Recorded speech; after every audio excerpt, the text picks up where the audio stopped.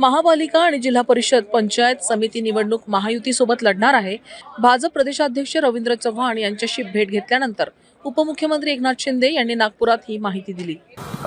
लढण्याचा निर्णय झाला आणि महायुती त्याबरोबर काल देखील रवींद्र चव्हाण भाजपचे प्रदेशाध्यक्ष आणि माझी देखील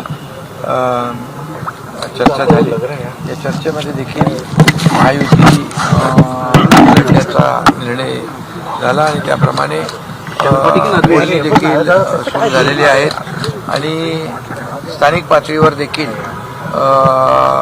स्थानिक ज्या कमिट्या आहेत आमच्या पदाधिकाऱ्यांच्या त्या एकमेकांच्या बरोबर चर्चा करतील आणि जिथं कुठं अडचण येईल त्या ठिकाणी वरिष्ठ त्याच्यामध्ये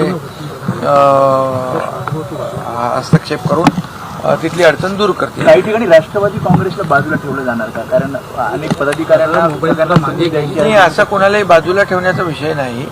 आम्ही महायुती म्हणूनच लढणार आहोत। त्यामुळे ही आता चर्चा सुरू झालेली आहे स्थानिक पातळीवर देखील आणि आमच्या वरिष्ठ पातळीवर। त्यामुळे महायुतीच निवडणूक मजबूतीने लढेल आणि आपल्याला माहीत आहे की गेल्या 2.5 वर्षाचा मुख्यमंत्री पदाचा माझा काळ आणि आता आमची सेकंड इनिंग देवेंद्रजींची यामध्ये 3.5 वर्षाच्या कारकिर्दीमध्ये या महाराष्ट्रामध्ये जे विकासाचे प्रकल्प लोकाभिमुख कल्याणकारी योजना हे लोकांच्या समोर आहे, महाराष्ट्राच्या जनतेच्या समोर आहे आणि त्यामुळे आम्ही कामाच्या जोरावर विकासाच्या अजेंड्यावर